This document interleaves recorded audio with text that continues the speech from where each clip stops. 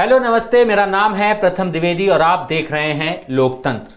राजस्थान कांग्रेस की अंदरूनी कलह लगातार जारी है। विधानसभा चुनाव से पहले प्रदेश के अलग अलग हिस्सों में घूमकर पार्टी के लिए माहौल बनाने की कोशिश में लगे सचिन पायलट ने एक बार फिर से अशोक गहलोत खेमे के खिलाफ अपनी आवाज बुलंद की है।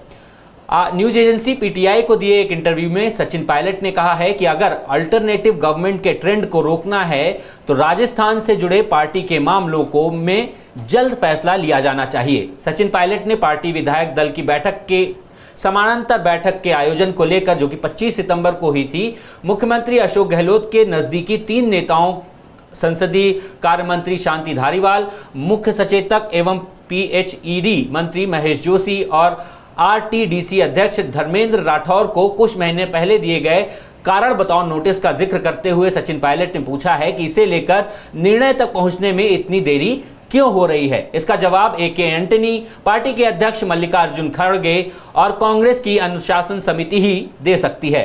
विधायक दल की बैठक के लिए मल्लिकार्जुन खड़गे भी केंद्रीय पर्यवेक्षक थे। बैठक में जो कुछ होता है, सहमति या असहमति जो भी होता है, लेकिन बैठक ही नहीं होने दी गई।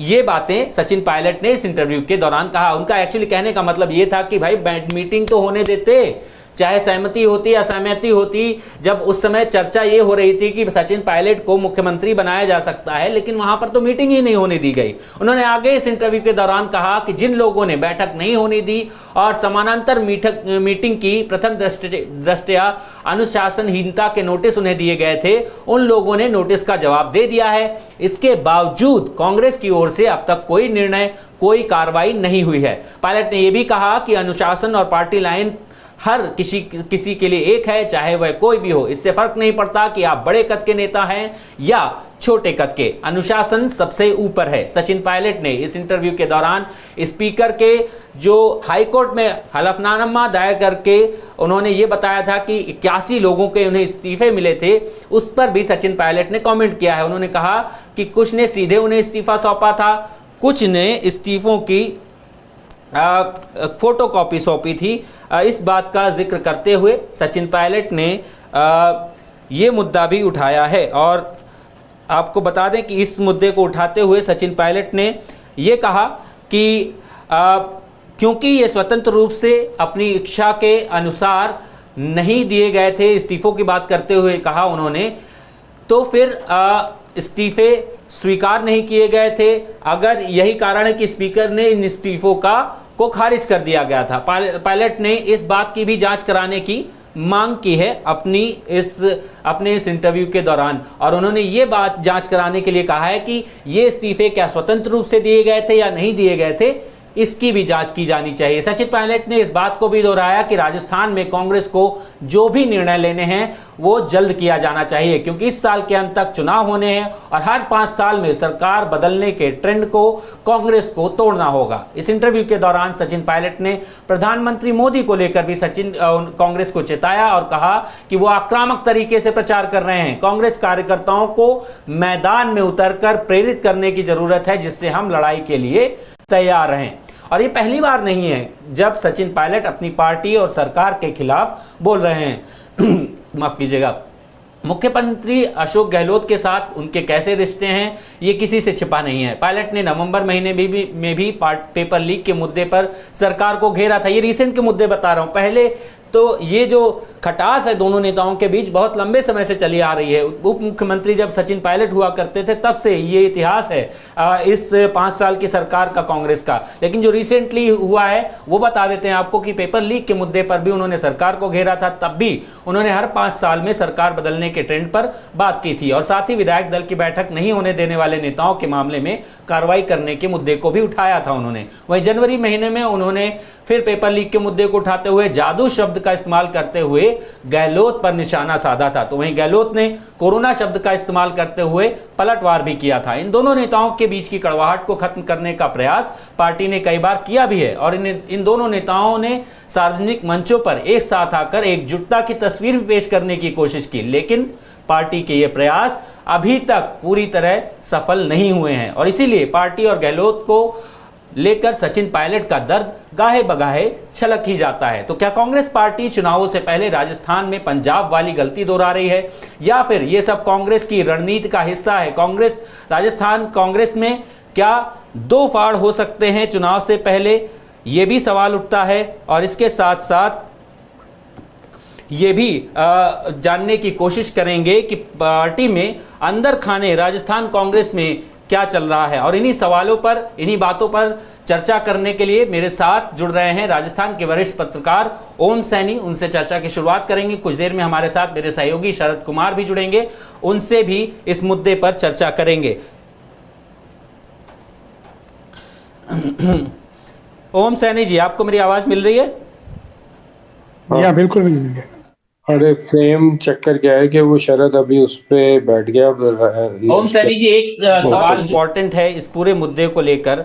अगर हम देखें कि हमने कई बार देखा है कि कुछ पार्टियों में, संस्थानों में विसल ब्लोअर की बातों को कई बार दरकिनार करना पार्टी को या फिर संस्थान को महंगा पड़ जाता है। वो सवाल उठाते रहते हैं, पार्टी की कमियां गिनाते रहते हैं, फिर भी कोई एक्शन नहीं होता और बाद में जब एक्शन लेने की बारी आती है तब तक बहुत देर हो चुकी होती है। सचिन पायलट इस समय ऐसे ही विसल ब्लोअर की तरह नजर आ रहे हैं कि जो भी कमियां हैं वो उन्हें बार बार उठा रहे हैं पार्टी को लेकर, और उनकी बातों पर ध्यान ना देना कांग्रेस पर किस तरह के प्रभाव डाल सकता है, चुनावी तौर पर भी और पार्टी के इमेज के तौर पर भी?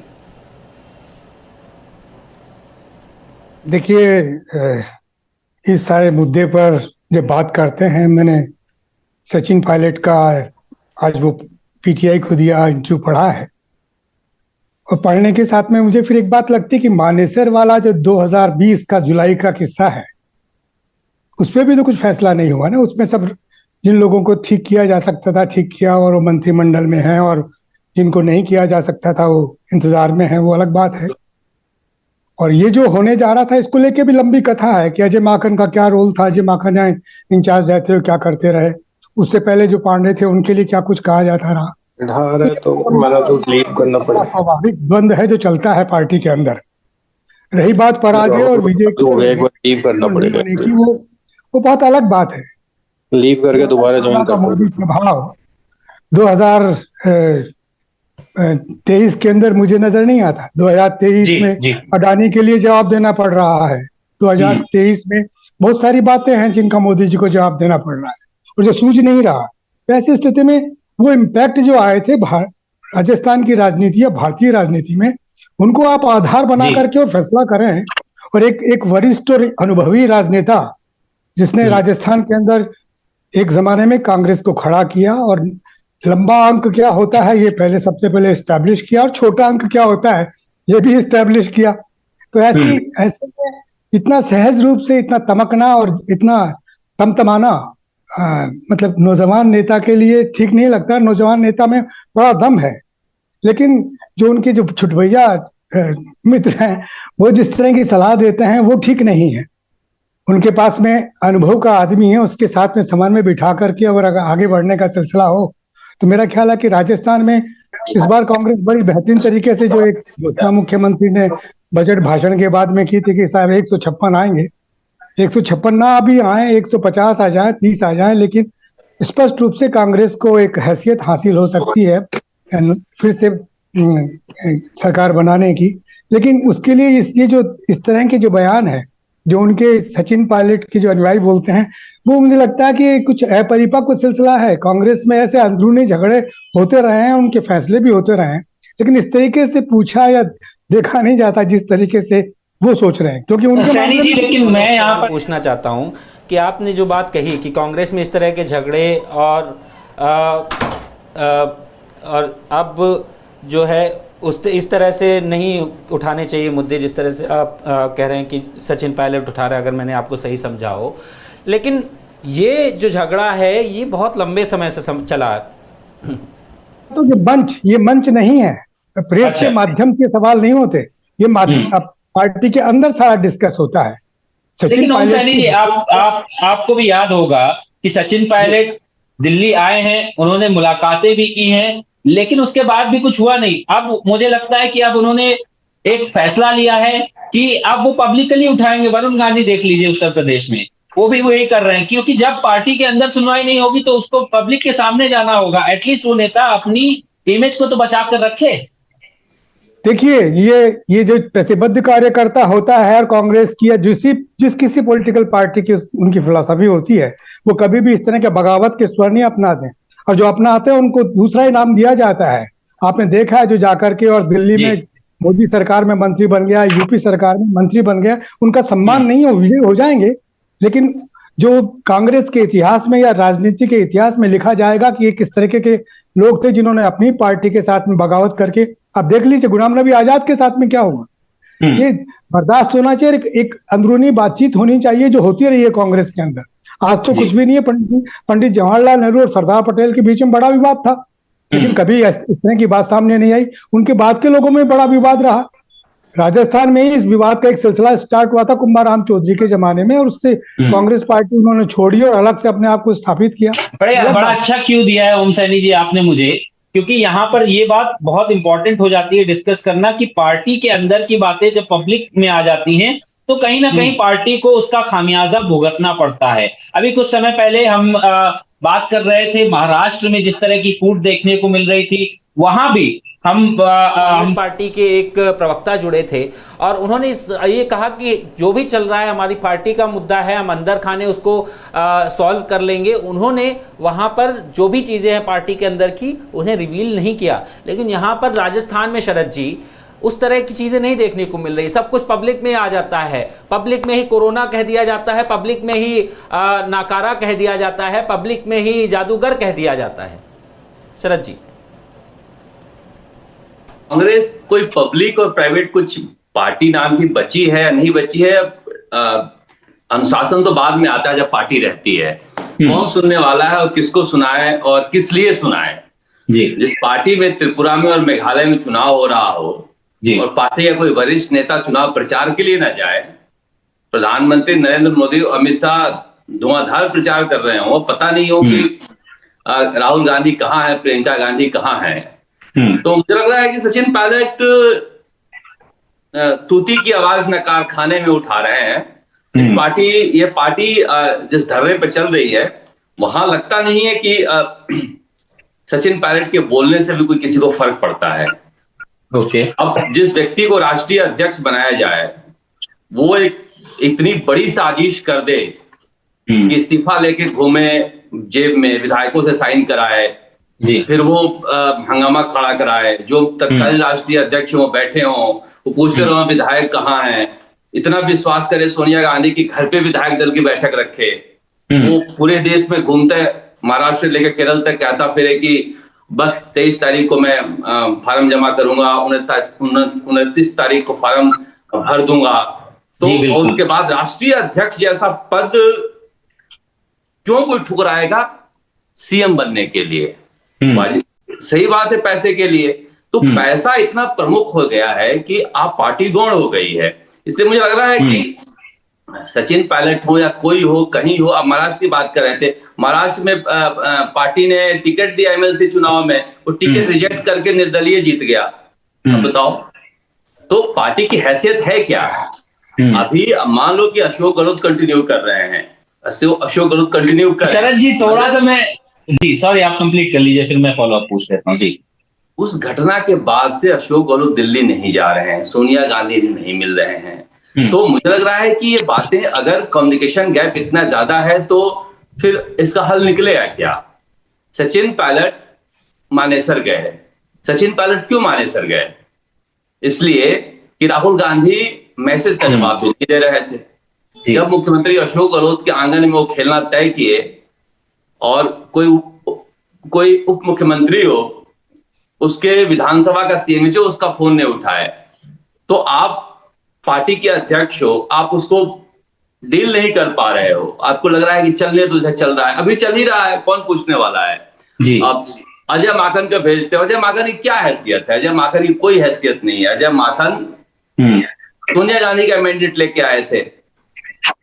अजय माकन शुरू से कहते हैं कि वो राहुल गांधी और सोनिया गांधी के मानने वाले हैं। अगर वो इस्तीफा दे दिए हैं दुखी होकर तो कहीं सुनवाई नहीं है।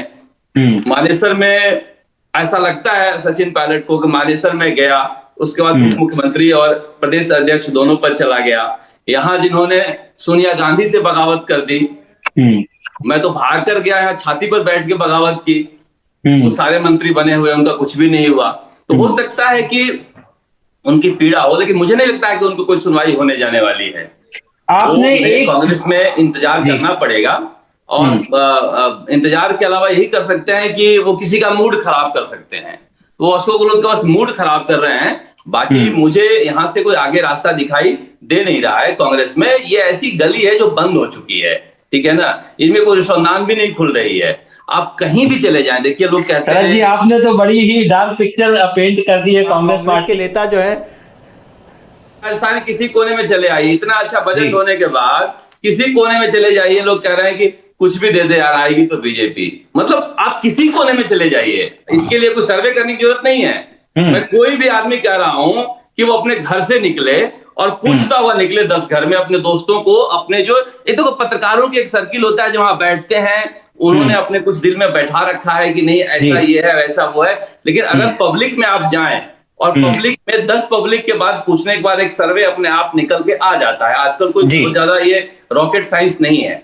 आप अगर घूमने जाते हैं, टहलने जाते हैं मैदान में, वहां भी किसी से पूछ लें। अगर आपको लगता है कि मैं पब्लिक फिगर हूं, मुझे लोग जानते हैं, मुझे मेरे ऐसे सच नहीं बोलेंगे, तो घर में भतीजे को भेज दें, भाई को भेज दें, बाजार से ले आएगा, अपनी आपका राय बता देगा आपको। तो आजकल इसको रॉकेट साइंस बचा नहीं है कि कौन जीतेगा कौन हारेगा, सब कुछ तय हो जाता है। मुझे लगता है पता नहीं आखिरी बार कब कोई एग्जिट पे पोल फेल हुआ था, कमोबेश सही होता है सारे एग्जिट पोल। तो आजकल बहुत आसान हो गया पता करना कि जमीन पर चल क्या रहा है। जी ठीक है, ओम जी के पास लौटता हूँ। आपके पास एक बहुत जरूरी सवाल के साथ आऊंगा शरद जी वापस, लेकिन ओम जी, शरद जी यहाँ पर कह रहे हैं कि कांग्रेस अब बची नहीं है, और जिस तरह से सचिन पायलट बार बार इन मुद्दों को उठा रहे हैं, उससे साफ नजर आता है कि वो भी इस बात को समझ चुके हैं कि अब अगर नहीं तो कभी नहीं। ये जो सिलसिला चला आ रहा है कि एक बार कांग्रेस एक बार बीजेपी, उसको लेकर उन्होंने साफ साफ शब्दों में पार्टी को चेता दिया है। क्या कोई सुनवाई नहीं है? आप क्योंकि जब अंदर, जैसे कि अभी आप कह रहे थे कि पार्टी के अंदर रहकर बातें उठानी चाहिए, उस तरह से समाधान निकलना चाहिए, लेकिन वो सब कुछ ट्राई कर चुके हैं, उसके बावजूद भी कांग्रेस ऐसा लग रहा है कि एक लंबी नींद में सो रही है कि जब भारत जोड़ो यात्रा होनी है तब हाथ मिला लेंगे, जब बहुत ज्यादा बवाल हो जाएगा तब हाथ मिला लेंगे, लेकिन फाइनल सोल्यूशन निकलता हुआ ही नजर नहीं आ रहा है। देखिए, चीजों को समझने के लिए पॉलिटिकल साइंटिस्ट होना बहुत जरूरी है। भारतीय राजनीति का इतिहास जानना और वर्तमान समझना बहुत जरूरी है, उसके बगैर आप नहीं समझ सकते। आपको सब कुछ बड़ा अवसरवादी और बनिए की दुकान लगेगी कि इधर से खरीदा उधर बैठ के, इधर से लिया उधर लिया, ऐसा नहीं। जिन लोगों का रुझान वैचारिक रूप से होता है, चाहे वो भारतीय जनता पार्टी का हो, चाहे कांग्रेस का हो, चाहे वामपंथियों का हो, उनका अपना एक वैचारिक रुझान है, उसके मुताबिक वो अपने एक संगठन के साथ में काम करते हैं और अपने हिसाब से आगे बढ़ने का चेष्टा करते हैं। इनका विवाद बहुत अलग किस्म का है। मैं नहीं मानता, शरद की बात मुझे बिल्कुल ठीक नहीं लग रही। ये जो फरमा रहे हैं मैं बिल्कुल एग्री नहीं करता, और मैं कहना चाहता हूँ कि जरूरी भी नहीं है देश में जिस तरह की कांग्रेस का स्थिति है, कांग्रेस के 2 लोग रह गए थे भारतीय जनता पार्टी के, उसके बाद में देखिए सरकार बनी है आने। वो जो विचार है, वो विचार जब घनीभूत हो जाता है, जब एक बहुसंख्यकों के शासन का सिलसिला आ जाता है, जिसको किस किस तरीके से जातियों का सिलसिला पुनः उभार होता है, जो नेहरू के जमाने में जो जातिवाद रिजेक्ट होने के लिए जा रहा था, वो पुनः स्थापित हो गया। ये एक इतिहास है और उसके इम्पैक्ट है। तो उसका जो सीधा सीधा लाभ मिला है वो इस वक्त की भारतीय जनता पार्टी को मिला है। ये लाभ नहीं मिला अटल बिहारी वाजपेयी को, उनके अनुयायियों को नहीं मिला, वो भारतीय जनता पार्टी को नहीं मिला जो चाल चरित्र और चेहरा बदलने के लिए काम करने के लिए आई थी। ये अलग किस्म का सिलसिला है जिसके अंदर बहुसंख्यक क्या सोचते हैं, उनकी दमित इच्छाएं कैसे स्थापित हो सकती हैं, ये जो काम करने का सिलसिला है वो उनका सारा सिलसिला है। लेकिन जो लोग ये मानते हैं कि जहाँ पर मध्यम मार्गी राजनीति स्थापित होनी चाहिए, वो बेहतर है इस मुल्क में विभिन्न जातियों संप्रदायों में एकजुटता बनाए रखने के लिए, समन्वय बनाए रखने के लिए, वो ऐसा नहीं मानेंगे जैसे शरद बोल रहे हैं, ऐसा नहीं होगा। निश्चित रूप से अगर एक भी रहेगा तो भी लड़ेगा और सही मुद्दे के लिए लड़ेगा। अब सारा इतिहास में जानता हूँ ये बात, लेकिन ओम सैनी जी जल्दी से एक फॉलोअप पूछ रहा हूँ, उसके बाद वापस शरद जी के पास जाऊंगा। ये जो समाधान की बात हम कर रहे हैं, जो सचिन पायलट बार बार सवाल उठाते हैं, भले ही हमने मान लिया कि कांग्रेस अभी भी स्ट्रांग है और वो कमबैक कर सकती है, लेकिन हमने जो बात मैंने अच्छा अच्छा। विचारधारा, मैं ये नहीं कह रहा वो नहीं मर सकती भाई, असंभव है। उनके सेक्रीफाइसेज, उनके स्थापना में बहुत कुछ गया है। मान ली वो ये बात, बाकी सब इनमें से निकले हुए ही तो हैं, ये समझिए ना आप।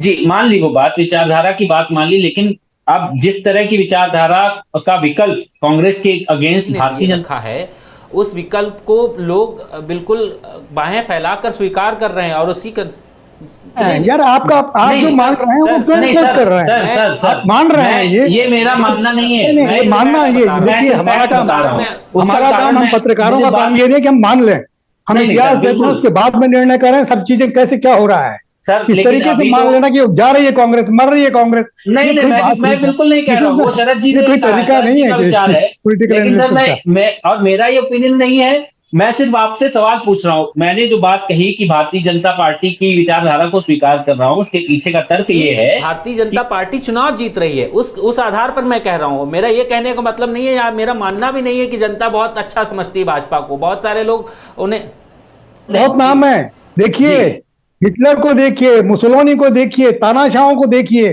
पाकिस्तान को इधर जियाउल वगैरह को देखिए, इन लोगों ने कैसे किया। लेकिन हिंदुस्तान का सिलसिला बहुत अलग है, यहाँ डेमोक्रेटिक सिस्टम है। यहाँ अटल बिहारी वाजपेयी और जवाहरलाल नेहरू को सम्मान के साथ में याद किया जाता है। यहाँ पर सारे संप्रदायों में समन्वय की बात की जाती है। यहाँ जाति व्यवस्था को रिजेक्ट करने का सिलसिला होता है और पुनः स्थापित हो रही है। ये चिंता का विषय है। चिंता का विषय ये नहीं है कि कांग्रेस जा रही है या भारतीय जनता पार्टी आ रही है। राजेश पायलट को भी तो मैंने देखा है। राजेश पायलट वो एक बहुत अलग किस्म की शख्सियत थी, उनके सामने ये दिक्कत आई नहीं, वो लड़े, उन्होंने लड़ करके अपने आप को स्थापित भी किया, AICC के मेंबर भी बने हैं। ये सारा उनका देखिए और एक इधर देखिए, फिर में इनको कैसे कंपेयर करेंगे आप? ठीक है, ठीक है। चलिए मैं शरद जी के पास वापस जाता हूँ। शरद जी, ओम सैनी जी की बातें आपने सुनी और उन्होंने उनका कहना कि इतिहास भी उठाकर देख लीजिए कि पार्टियों ने कमबैक किया है। भारतीय जनता पार्टी का ही एग्जाम्पल देख लीजिए जो आज तरह से रूल कर रही है। मुसोलिनी और बाकी बातों पर मैं नहीं जाऊंगा, हिटलर की बातों पर मैं वापस आता हूं। उस बात पर जो आपने उठाई थी वो ये कि पैसा सब कुछ हो गया है। मैं वो पॉइंट पकड़ के अभी बैठा था ताकि मैं उस पर बात कर सकूं। मैं भी ये सुन रहा हूं कि कई सारी शक्तियां हैं, ताकतें हैं जो नहीं चाहती हैं कि अशोक गहलोत उस कुर्सी से उतरे, क्योंकि उस कुर्सी में कुछ ऐसा है जो उनको चिपका कर रखा हुआ है जिसने। इस पर थोड़ा सा अगर आप प्रकाश डालेंगे कि क्या ऐसा है जो अशोक गहलोत अध्यक्ष पद को ठुकरा कर उसी कुर्सी से चिपके बैठे हुए हैं। मैं ओम सैनी सर को सुन रहा था। मेरे पिताजी भारतीय कम्युनिस्ट पार्टी में अपना जीवन बिता दिए और मैं हसुआ बाल का झंडा लेकर ही पैदा हुआ। तो सारी बातें मैं जो मेरे पिताजी के से सुनता था, इनकी बातें सुनकर मुझे याद आ गया कि कैसे वो भारतीय कम्युनिस्ट पार्टी जब खत्म हो रही थी तो मैं कभी कभी उनसे सवाल पूछता था तो इसी तरह के वो जवाब मुझे दिया करते थे और आखिरकार बिहार में खत्म ही हो गई। तो खैर एक प्रक्रिया होती है। देखिए, भारतीय जनता पार्टी 2 सीट पर आकर नहीं उभरी थी, 2 सीट से उसने शुरुआत की थी और एक सतत प्रक्रिया उसकी जारी है। पैसे का रोल मैं इसलिए कह रहा हूं कि पैसे का रोल देखिए हर जगह महत्वपूर्ण हो गया। डॉक्टर किरोड़ीलाल मीणा मुझसे कह रहे थे कि देखो शरद जी, मैंने जब राजनीति शुरू की थी तो हमारे एक बुलावे पर पूरा गांव उठ के चला आता था। आज मैं अगर पैसे नहीं दूं तो मेरे पास कोई कार्यकर्ता नहीं आता, पहले पैसे भिजवाना पड़ता है तब कार्यकर्ता आता है। राजनीति पूरी तरह से बदल चुकी है अब। तो उन्होंने दोनों फेस देखा है। वो बात जो बताते हैं मैं शेयर कर रहा हूं। देखिए, मैं इसलिए नहीं कह रहा हूं कि मैं कह रहा हूं कि अगर आपको सचिन पायलट को नहीं रखना है राजस्थान में तो एक फैसला लेकर उन्हें दिल्ली भेज दो। क्यों लड़ा रहे हो भाई? पार्टी का नुकसान क्यों कर रहे हो? या आप अशोक गहलोत को बुलाकर कहो कि अशोक गहलोत हमारे चेहरा होंगे, अशोक गहलोत मुख्यमंत्री हैं, इनकी अगुवाई में चुनाव लड़ा जाएगा। आज खिलाड़ी लाल बैरवा ने कहा, वो अच्छा लगता है क्या कांग्रेस का विधायक कहे कि इस आदमी के चेहरे पर चुनाव लड़ा जाएगा तो लुटिया डूब जाएगी? किसकी लुटिया डूब रही? पार्टी की तो डूब रही है ना। मैं इसलिए कह रहा हूँ कि पार्टी नाम की कोई चीज रहनी भी तो चाहिए। अनुशासन कुछ है ही नहीं। केसी वेणुगोपाल, पंजाब में हमने यही देखा शरद जी, पंजाब में यही देखा कि जिस तरह से वो जो बार सामने आती रही, जनता भी कंफ्यूज होती रही। जनता को लगा ठीक है कांग्रेस नहीं तो आम आदमी पार्टी ही सही, कम से कम एक क्लैरिटी तो रहेगी उनके मन में। वही तो बात है ना कि आप ये कहकर नहीं जी सकते हैं कि देखिए इतनी पुरानी पार्टी है, हमारा इतिहास है, हम कोई खत्म नहीं हो सकते, हम दो से खड़े होंगे, एक भी रहेंगे तो लड़ेंगे। अरे भैया, पार्टी खड़ा करने के लिए नेता, नीति और नियत होती है। इस हिटलर की बात कर रहे हैं ओम सैनी सर, उस हिटलर के जर्मनी में सोल्स की इतनी नैतिक ताकत है कि उसने जब अभी चांसलर बना तो बाइबल पर हाथ रखकर शपथ लेने से मना कर दिया। जिस राज्य में धर्म के नाम पर यातनाएं देने का दुनिया में इतिहास, वो नैतिक साहस है। कमलनाथ बैठे थे बाबा बागेश्वर नाथ के कदमों में और घुटनों के बल पूर्व मंत्री बैठे थे। वो कहां नैतिक साहस लेकर आओगे, बात करते हो आप जर्मनी बनने की। इसलिए मैं कह रहा हूं कि अब मैं बार बार वही कह रहा हूं आपसे कि आप मेघालय में नहीं जा रहे हो यार। मेघालय तो जा सकते हो, तो क्रिश्चियन स्टेट है। त्रिपुरा नहीं जा रहे हो। अब मैं समझ गया हिंदी पट्टी में आप खत्म हो गए। आप देखिए 110 सीटें हिंदी पट्टी में और एक है कांग्रेस के पास। भारत जोड़ो यात्रा पर सबसे पहले, मैं आपको याद होगा, प्रथम मैं राहुल गांधी को लेकर कहा कि राहुल गांधी बदल रहे हैं, और हम लोगों ने बहुत अच्छा पॉजिटिव कैंपेन चलाया राहुल गांधी के लिए, क्योंकि देश में विपक्ष को मजबूत रहना जरूरी है। मगर मैं बार बार तब भी कह रहा था कि 30-31 जनवरी के बाद क्या जी बिल्कुल हाल हो गया। 30-31 कोई राजनीति पार्ट टाइम गेम नहीं है कि आप 31 जनवरी तक भारत जोड़ो यात्रा कर लिए, और स्पेशली जब आपके खिलाफ एक ऐसी मशीनरी खड़ी हो जो मतलब 24/7 चलती रहती है, अनवरत है, वो चक्र चल ही रहा है, चुनावी चक्र जिसको हम कहते हैं। मैं ओम जी, हाँ बिल्कुल, मैं आप ही के पास आ रहा था ओम जी। इसमें आप कुछ प्लीज कंटिन्यू कीजिए, अदरवाइज मैं सवाल भी आपके सामने रख सकता हूँ। मैं ये कहना चाह रहा था कि बड़ी मुश्किल से जो एक डेमोक्रेटिक सिस्टम बना हुआ था कि पॉलिटिकल पार्टीज के एमएलए या सांसद इकट्ठा होते थे और इकट्ठा होने के बाद में मुख्यमंत्री या प्रधानमंत्री बनाते थे। उस सिस्टम को बनाने के लिए आपको जन संगठन बनाने पड़ते हैं।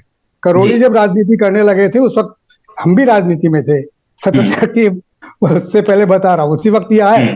वो उस राजनीति में आप पहले सबसे पहले जन संगठन बनाते थे, जनता आपके साथ में आए। अब आपके साथ में कौन आता है? वही आता है जिसको जाति से पहचाना जाता है। तो जाति से पहचानने वाली जो राजनीति है, ये बड़ी खतरनाक राजनीति है, इसको रद्द किया जाना चाहिए। ऐसे लोगों को जो इस जाति के साथ में अपने आप को उठाना चाहते हैं। शिवचरण माथुर के पास में कौन सी जाति थी? वो चीफ मिनिस्टर थे। बरकतुल्लाह साहब के पास में कौन सी जाति थी? वो चीफ मिनिस्टर थे। हरदेव जोशी के पास में कौन सी थी? वो चीफ मिनिस्टर इलेक्ट हुए हैं। ये सारे विधायक दल ने एकत्रित किए। तो सन 77 के बाद में, 80 के बाद में जाकर के सारा सिलसिला बनाया कि यहाँ पर ये इस तरीके से हो, वरना पहले नहीं था। और पहले पंडित नेहरू चाहते थे कि यहाँ जयनारायण व्यास चीफ मिनिस्टर आए हैं, तो उनके कहने से पालीवाल ने अपने आप को इस्तीफा दे दिया और बनाया। लेकिन उसके बाद में फिर क्या हुआ? राजस्थान में इतना कांग्रेस के अंदर इतना तनाव आया कि सुखाड़िया और जयनारायण व्यास के बीच में मुकाबला हो, तो 7 वोट से जयनारायण व्यास हारे और सुखाड़िया राजस्थान के चीफ मिनिस्टर बने, 18 साल तक रहे। तो वो राजनीति डेमोक्रेटिक राजनीति थी। उसकी स्थापना करने के लिए आपको सेक्रीफाइस करना पड़ता है, संगठन बनाना पड़ता है। संगठन बना करके ही आप तब रखें। ये बोले कि साहब मेरे साथ में मेरी कम्युनिटी के लोग हैं, एक बोले कि मेरे साथ में मेरी पार्टी के लोग हैं, इसमें बड़ा फर्क है। तो जो लोग पार्टी के जन संगठन बना करके अपने आप को स्थापित करना चाहते हैं, वो डेमोक्रेटिक सिलसिला है। उस डेमोक्रेटिक सिलसिले में जो लोग आस्था रखते हैं, वो कभी भी इधर से उधर नहीं जाएंगे। वो जहां कहीं भी होंगे उसी समझ के साथ में होंगे। अब शरद बता रहे थे पिताजी का एक्सपीरियंस यही समझ हमारी है कि जिस तरह का थॉट रखते हैं उसको कभी नहीं, लेकिन ऑब्जेक्टिव है। जब पत्रकारिता का सिलसिला करते हैं तो बेधड़क होकर बिल्कुल ऑब्जेक्टिविटी के साथ में अपनी बात कहते हैं। इसका मतलब ये थोड़ी कि हम किसी का समर्थन कर, मैं कांग्रेस का समर्थन थोड़ी कर रहा हूँ। कांग्रेस ने 19 महीने मुझे जेल में रखा है, तो बताइए जी। आपातकाल मुझे रुकता है, उसके बाद में मैं जानता नहीं हूँ क्या, लेकिन आपातकाल से दूसरा भयंकर आपातकाल मेरे को सामने नजर आ रहा है। कलमें कभी बंद नहीं हुई, कलमों का जब तक चलना चालू रहेगा और जबान तब तक चलती रहेगी और जबान की आजादी जब तक रहेगी तभी कुछ अर्थ है, वरना सारा अर्थहीन हो जाएगा। तो ऐसे में तो सबकी जिम्मेवारी बनती है कि खड़ा होना चाहिए, मजबूत होना चाहिए और उन लोगों की मदद करनी चाहिए जो एक विचारधारा के तहत अपने दल को आगे बढ़ा रहे हैं, चाहे वो भारतीय जनता पार्टी हो, चाहे कांग्रेस हो, चाहे वामपंथी पार्टियां हो, कोई भी हो। विचारधारा तो हो, कम से कम उनके जन संगठन तो हो। वो जो बुराइयां होगी थी जातियों की, संप्रदायों की, वो तो नष्ट हो। ओम सैनी जी, अभी शरद जी ने एक बात कही थी एक छोटा सा सर्वे करा लीजिए, आप किसी भी कोने में चले जाइए, आपको लोगों से पता चल जाएगा कि सचिन पायलट की क्या इस समय लोकप्रियता है। और बता रहा हूँ दर्शकों से बिल्कुल नहीं बोलूंगा सर, क्या और दर्शक जो हैं और दर्शक वो साफ साफ हमारे कमेंट बॉक्स में इस बात की एक तरह से घोषणा कर रहे हैं कि सचिन पायलट क्या है इस समय राजस्थान की राजनीति में। हम देख रहे हैं कि यहाँ पर एक साथ हैं कि साहब ये क्या है, तो वो छोड़िए। मुझे लगता है प्रथम ये ओम सैनी सर सही बात कर रहे हैं कि जाति की राजनीति जो है वो नुकसान पहुंचा रही है। और मैं मुख्यमंत्री अशोक पहला एक मुख्यमंत्री मैं देखा हूं शायद देश में जो दिन भर मैं माली जाति का हूं, मैं माली जाति का हूं, मैं माली जाति का हूं। मैं पहला मुख्यमंत्री बिल्कुल पसंद नहीं करता। अशोक गहलोत की खासियत है कि वो कभी भी नाक सीधे नहीं पकड़ते हैं, नाक घुमा के पकड़ते हैं, क्योंकि माली जाति जो है बीजेपी का अच्छा खासा वोट बैंक रहा है। तो वो बताते हैं कि मैं माली हूं, तुम लोग मेरे पास चले आओ आप। और मैं तो आश्चर्य में पड़ गया जब बजट पेश करने के बाद इंटरव्यू दे रहे थे तो उन्होंने एक नया बदलाव किया है। बोलो देखो मैं तो माली जाति का हूं, माली कुशवाहा जैसी जातियों का एकमात्र एमएलए हूं।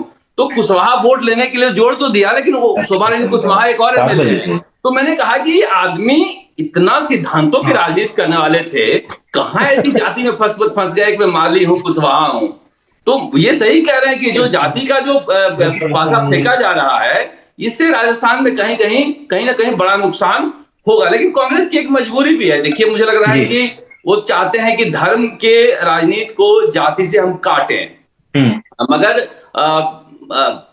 जो बीजेपी है वो कांग्रेस से ज्यादा जातिगत समीकरण साधती है। पूरा उत्तर प्रदेश का चुनाव जो है भले हिंदुत्व के एजेंडे सर अभी ओम जी कह रहे थे कि इतिहास पे नजर डालिए और फिर जाति की बात की, सब भाजपा की भी बात हो रही थी। सर मैं थोड़ा सा पीछे जाऊंगा ना, जब कांग्रेस की सरकार हुआ करती थी देश में, तब भी मामला ऐसा ही था। कांग्रेस भी यही करती थी, वो भी जाति समीकरण अपने कैबिनेट में साधती थी, कैबिनेट में, पार्टी में, और वही भारतीय जनता पार्टी कर रही है। भारतीय जनता पार्टी में बहुत सारी ऐसी प्रैक्टिसेस जो मैं आज ऑब्जर्व करता हूँ, एक लंबे समय से ऑब्जर्व कर रहा हूँ कि वही सारी चीज़ें हैं। हो सकता है कि थोड़ा सा कवर जो है किताब का बदल गया हो, लेकिन किताब मोटा मोटी वही है, बस थोड़ा सा काम करने का तरीका, प्रेजेंट करने का तरीका बदल गया है। मैं तीन विद्वानों के नाम बताता हूं, मॉरिस जोन्स, रजनी कोठारी और आशीष, वो नाम भूल रहा हूं तीसरे का नाम। इन लोगों ने जो इंडियन पॉलिटिक्स की लेगेसीज की है, उन्होंने कहा है कि caste is a very important factor, बहुत इंपॉर्टेंट फैक्टर है, लेकिन इसको विचार से दबाया जा सकता है, विचार से इसको बदला जा सकता है। और वो पंडित नेहरू के जमाने में, मिसेस गांधी के जमाने में स्टैब्लिश हुआ। बाद में सब चीजें तो मान लीजिए आपने कि सब लेगेसी नहीं है तो परमानेंट ही है। अभी तो एक आज ही मैंने पढ़ा अखबार में कि जाति को तो हम छोड़ ही नहीं सकते, जाति तो बहुत महत्वपूर्ण वो है। हाँ, कहीं बोल रहे थे, शायद त्रिपुरा में बोल रहे थे या कहाँ बोल रहे थे, मुझे याद नहीं है, लेकिन वो बोलने लगे हैं। ये पहले बोला नहीं जाता था। मेरे वक्त में लोगों ने अपने नामों के आगे भारती, भारतीय ये सब लिखना स्टार्ट कर दिया था, पंडित नेहरू के प्रभाव से और जामन और लोहिया के प्रभाव से। अब मैं देख रहा हूँ कि स्कूटरों पे अब तो ब्राह्मण, ठाकुर और पता नहीं क्या क्या लिखकर गाड़ियों के पीछे लोग घूमते हैं। जिम्मेदारी है हमारी कि हम लोगों को रास्ता बताएं कि क्या कर रहे हो, आप बर्बाद होने के रास्ते पे जा रहे हो, देश को तोड़ने के रास्ते पे जा रहे हो। आपको जाति की राजनीति नहीं करनी, देश को बचाने की राजनीति करनी है, देश के संविधान को बचाने की राजनीति करनी है। लेकिन शरद जी से एक हमारे सहयोगी लगातार मुझे इशारा कर रहे हैं कि आपके पास वक्त बहुत कम है, लेकिन तो जल्दी से एक सवाल शरद जी यहाँ पर ये पूछना चाहता हूँ, लॉन्ग टर्म इम्पैक्ट क्या देखते हैं? और जिस तरह के तेवर अभी सचिन पायलट के देखने को मिल रहे हैं, ओम जी आपसे भी जवाब चाहूंगा शरद जी के बाद, और थोड़ा सा शॉर्ट में दोनों लोग कि आगे क्या देख रहे हैं? क्या सचिन पायलट अब उस मोड पर जाते हुए नजर आ रहे हैं कि अब अगर फैसला नहीं तो फिर वो शायद अपना रास्ता बदल सकते हैं? क्योंकि जिस तरह से वो लगातार हमले कर रहे हैं, या हमला नहीं, मैं ये कहूंगा कि सवाल उठा रहे हैं, उस तरह उससे साफ नजर आ रहा है जो वरुण गांधी उत्तर प्रदेश में कर रहे हैं, थोड़ा थोड़ा वैसा ही मोड में अब सचिन पायलट आ रहे हैं। और अगर जल्दी फैसला नहीं लिया सरकार, माफ कीजिएगा पार्टी ने, तो वो कोई बड़ा कदम उठा सकते हैं, कहीं दूसरे ज्योतिरादित्य सिंधिया ना हो जाए फिर वो। देखिए, नहीं, ज्योतिरादित्य सिंधिया और सचिन पायलट में फर्क है। सचिन पायलट के पास एक कांग्रेस की विचारधारा की लेगेसी है, मुझे लगता नहीं है कि वो कभी छोड़ना चाहेंगे। और वो कहते भी हैं बातचीत में कि बीजेपी ज्वाइन करने से बेहतर है कि मैं घर बैठ जाऊं। तो वो लगता नहीं मुझे बीजेपी जाएंगे। लेकिन हाँ, ये जरूर है कि उन्हें इंतजार करना पड़ेगा। उन्हें इंतजार करना पड़ेगा मुख्यमंत्री अशोक गहलोत की पारी खत्म होने का, क्योंकि देखिए, मुख्यमंत्री अशोक गहलोत राजनीति के चतुर सुजान हैं और जहां से वो सोचना शुरू करते हैं, मुझे लगता है कि उस तरह की सोच सचिन पायलट की है नहीं। सचिन पायलट ज्यादा दिल से काम लेते हैं, दिमाग से कम काम लेते हैं, और मुख्यमंत्री अशोक गहलोत ज्यादा दिमाग से काम लेते हैं। तो मैं तो जहां तक देख रहा हूं कि इन दोनों के झगड़े में कांग्रेस का नुकसान, बड़ा नुकसान होना तय है। उसके बाद ही कुछ हो पाएगा। मुझे लग रहा है कांग्रेस इंतजार भी कर रही है। हम लोग सोच रहे थे कि राख से कोई कांग्रेस खड़ी हो जाएगी। मुझे लग रहा है कि कोई ऐसा सोच रही है कि जमीन के गर्भ में घुस जाए और वहां से कोई नई उत्पत्ति पैदा हो सकता है कांग्रेस का नाम बदल जाए, कोई और उत्पत्ति हो। एक सतत प्रक्रिया होती है। मैं हमेशा कहता हूं, प्रथम देखिए, कुर्सी, टेबल, कैमरा, मोबाइल, ग्लास, सब हर शय की उम्र ईश्वर ने तय करके भेजी है। सजीव हो, निर्जीव हो, उभय जीव है। जो आया है उसे खत्म होना है। कांग्रेस की एक सतत प्रक्रिया की तरफ चल रही है। शरद जी, आपकी इन बातों से मुझे भारद्वाज का एक कमेंट याद आ रहा है, जब उस बीच कांग्रेस की काफ़ी चर्चा हो रही थी कि अब पूरा ओवरहॉल होगा, स्पेशली जो उदयपुर में चर्चा हुई थी उसके बाद, और उन्होंने एक शब्द का इस्तेमाल किया था, कंस्ट्रक्टिव डिस्ट्रक्शन। उनका कहना था वो चलेगा, और ये कंस्ट्रक्टिव डिस्ट्रक्शन अभी ख़त्म हो ही नहीं रहा। पता नहीं कितना डिस्ट्रक्शन होगा, वो ईश्वर ही जानता है। लेकिन यहाँ पर तो बिल्कुल जो आप कह रहे हैं गर्त, तो गर्त की ही तरफ जाते हुए दिख रहा है। ओम सैनी जी, आपका भी कमेंट चाहूंगा जल्दी से, कि आपको क्या लगता है आगे क्या कांग्रेस के लिए, सचिन पायलट के लिए, अशोक गहलोत के लिए? देखिए, सबसे पहले तो मैं बोलना चाहता हूं कि सचिन पायलट को अपने पिता के रास्ते पे चलना चाहिए। उनके पिता में बड़ा दम था और वो वैचारिक उसको लेकर नरसिम्हा राव के सामने खड़े हो गए थे और नरसिम्हा राव को एक तरीके से घुटने टिकवा दिए। आज तक उनको इतिहास में उसी तरीके से याद किया जाता है। एक तो ये, और वो कभी भी दल तोड़ने का सिलसिला करने की बात तो उन्होंने कभी सोची ही नहीं। और राजस्थान में मैं समझता हूं कि सचिन पायलट का भविष्य बड़ा उज्जवल है और उनको अपने संगठन को बनाना चाहिए। सिर्फ ऐसे लोगों से परे रहना चाहिए जो बहुत बड़बोले हैं, जिनके पास में नियंत्रित भाषा नहीं है, जो कई बार, जैसे मैं कहता हूँ कि ऐसा मैं संयम से परे जाकर के भी मुख्यमंत्री ने जो बातें कही वो ठीक नहीं है, कोई पसंद नहीं करे। ये वैसा करने के बाद में अगर वो विनम्र रहे, अगर वो एरोगेंट ना हो, तो उनका भविष्य राजस्थान में बहुत उज्जवल है। और बर्दाश्त, सब्र चाहिए, सब्र के साथ में उन्हें वो सब हासिल होगा जो वो चाहते हैं, मेरा सा ख्याल है। ठीक है, बहुत बहुत शुक्रिया आप दोनों का इस बातचीत में जुड़ने के लिए। हमारे दर्शक भी काफी एंजॉय कर रहे थे इस बातचीत की, आप दोनों लोगों के इनसाइट्स की, क्योंकि आप दोनों लोगों को जो एक्सपीरियंस है राजस्थान, वो बहुत खास है। और इसी वजह से दर्शक भी आपसे जुड़े, हमसे जुड़े और लगातार कमेंट भी कर रहे थे। जल्दी से कुछ एक कमेंट्स पढ़ देता हूं जो हमारे दर्शकों ने इस मामले पर अपनी राय रखते हुए किए हैं। कुछ लोग, बहुत सारे दर्शक ऐसे हैं जो सिर्फ कमेंट बॉक्स पर सचिन पायलट जिंदाबाद के नारे लगा रहे हैं। और एक दर्शक हैं अजीत कुमार गुर्जर, उन्होंने कह दिया है घुटने तो पायलट जी ने भी टिकवा दिए। अब क्या कहने का मतलब है ये आप समझिए कि क्या वो कहना चाह रहे हैं। फिलहाल उन्होंने सचिन पायलट जी को भी एक ग्रेट लीडर बताया है। वो सचिन पायलट जी को एक महान नेता कह रहे हैं। इसके अलावा सचिन मवई लिख रहे हैं, सचिन पायलट सीएम बनेंगे तो एमपी में हम कांग्रेस को वोट देंगे और कांग्रेस को कम से कम 40 सीटें ज़्यादा मिलेंगी। इस तरह की बात सचिन मवई कह रहे हैं। और भी कुछ एक दर्शकों के हमारे पास कमेंट आए हैं जल्दी से, जिन्होंने शुरुआती दौरान जब डिस्कशन शुरू हुई थी शुरुआत में, उसके दौरान उन्होंने कमेंट किया था। दयाराम कह रहे हैं कांग्रेस का सुपड़ा साफ होकर रहेगा। इसके आगे नहीं पढ़ सकता, आप इतना भी क्रिटिकल मत होइए हमारे गेस्ट को लेकर। शब्दों का ख्याल रखिए जो आप इस्तेमाल कर रहे हैं। किशन सहवाल कह रहे हैं राजस्थान में कांग्रेस से संतुष्ट है, इसलिए कांग्रेस एक बार फिर से आएंगे, तो वो कांग्रेस का एक तरह से सपोर्ट करते हुए नज़र आ रहे हैं। तो आपने देखा कि किस तरह से कांग्रेस पार्टी को लेकर अभी भी ऊहापोह बनी हुई है, स्पेशली लोगों के बीच में, जनता के बीच में। कुछ लोगों का कहना है कि वो कांग्रेस पार्टी को पसंद कर रहे हैं और कांग्रेस पार्टी फिर से एक बार सरकार बना सकती है, लेकिन वहीं पर कुछ लोग ऐसे भी हैं जिनको लगता है कि कांग्रेस पार्टी गर्त में जा रही है। शरद जी की जो बातें सुनी, शरद जी बहुत ही कड़वा बोल जाते हैं कभी कभी, लेकिन उनकी बातों में भी गहराई रहती है, वो सोच समझ कर बोलते हैं। फिलहाल हम बढ़ेंगे आज की अगली खबर की ओर। त्रिपुरा की 60 विधानसभा सीटों के लिए आज वोट डाले गए। लेफ्ट और राइट की सीधी टक्कर में कांग्रेस ने लेफ्ट पार्टियों से हाथ मिलाया है। प्रदेश के अधिकतर हिस्सों में मतदान शांतिपूर्ण रहा, लेकिन साउथ त्रिपुरा के शांति बाजार में पोलिंग बूथ के बाहर सीपीआई समर्थक की पिटाई की वजह से शांतिपूर्ण मतदान में खलल जरूर पड़ा। पुलिस ने इस घटना को लेकर प्राथमिकी दर्ज कर ली है और जल्द ही स्थिति पर काबू भी पा लिया गया। वहीं वोटिंग के बीच आज मुख्य निर्वाचन अधिकारी कार्यालय ने त्रिपुरा कांग्रेस और बीजेपी दोनों को नोटिस भेजकर आचार संहिता के उल्लंघन के मामले पर जवाब मांगा है। एक्चुअली दोनों ही पार्टियों ने अपने आधिकारिक हैंडल से लोगों से अपने पक्ष में वोट डालने की अपील की थी। इसी मामले पर अब चुनाव आयोग ने दोनों ही से जवाब मांग लिया है नोटिस भेजकर। इस बीच आपको ये भी बता दें कि त्रिपुरा के इस चुनाव में सिर्फ दो ही नहीं, बड़ी पार्टियों की बात अगर करें तो टीएमसी ने भी अपनी किस्मत आजमाई है। उनके भी 28 उम्मीदवार इस बार चुनावी मैदान में त्रिपुरा में अपनी किस्मत आजमा रहे हैं।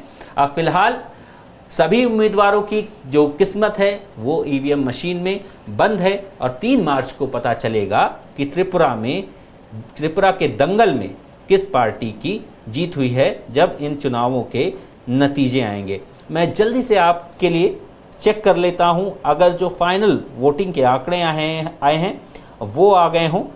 4 बजे से, सुबह 7 बजे से लेकर 4 बजे तक की वोटिंग होनी थी। अभी मैं 4 बजे तक के जो वोटिंग के आंकड़े हैं और बहुत ही बड़े बम्पर वोटिंग हुई है, देखने को मिली है त्रिपुरा में।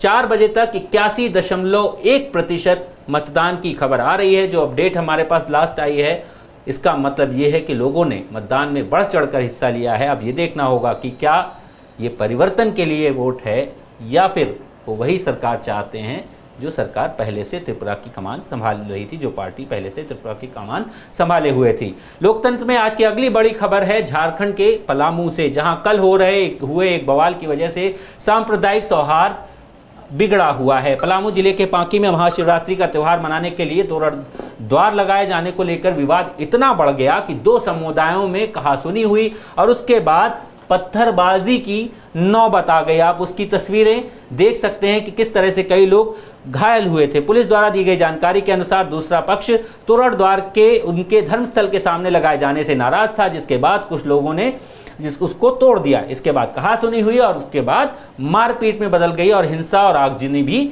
देखने को मिली। सिचुएशन को कंट्रोल करने के लिए जब पुलिस की टीमें मौके पर पहुंची तो झड़प में कुछ जवान भी घायल हो गए। इस मामले में कई लोगों को हिरासत में भी लिया गया और 6 लोगों को गिरफ्तार किया गया है और इलाके में भारी संख्या में पुलिस बल को तैनात किया गया है। पुलिस अधिकारियों के अनुसार इलाके में शिवरात्रि तक फोर्स की तैनाती रहेगी। साथ ही पुलिस ने इलाके में धारा 144 लगा दी है और सुरक्षा बनाए रखने के लिए और अफवाहों को रोकने के लिए इलाके में आज शाम 4 बजे तक इंटरनेट की सेवाएं भी बंद कर दी गई थी। ये तो ही पलामू में हुई हिंसा की बात। झारखंड में ही शिवरात्रि में बारात निकालने को लेकर देवघर में शिवरात्रि के दिन धारा 144 लागू करने के पुलिस के फैसले को लेकर भी बवाल मचा हुआ है। गोड्डा के से सांसद और भारतीय जनता पार्टी के नेता निशिकांत दुबे ने इस मामले को लेकर हाई कोर्ट का दरवाजा खटखटाया है और ट्वीट करके प्रदेश सरकार पर निशाना साधते हुए लिखा कि देवघर में शिव बारात रोकने की साजिश व धारा 144 लागू कर दहशत पैदा करने की हिंदू विरोधी मानसिकता यहां छिपी हुई है। उन्होंने इस मामले को लेकर एक बयान भी दिया है, वो भी सुन लीजिए। ये जो झारखंड सरकार का हिंदू विरोधी मानसिकता है वो देवघर में दिखाई दे रहा है।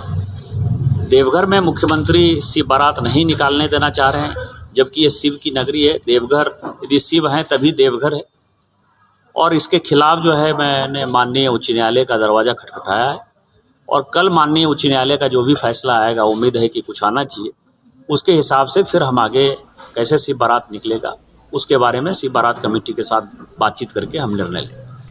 फिलहाल पलामू में स्थिति कंट्रोल में है। निशिकांत दुबे की याचिका पर क्या होता है वो भी हम देखेंगे और हम यही चाहेंगे, आशा करेंगे कि शिवरात्रि का त्यौहार इन दोनों ही जगहों पर शांतिपूर्ण ढंग से, पूरे देश में शांतिपूर्ण ढंग से मने, किसी भी हिंसा की घटना के बिना। बहुत बहुत शुक्रिया आप सभी का इस पूरी बातचीत में हमारे साथ जुड़ने के लिए, लोकतंत्र में हमारे साथ जुड़ने के लिए। फिर हाजिर होंगे शाम को 6 बजे।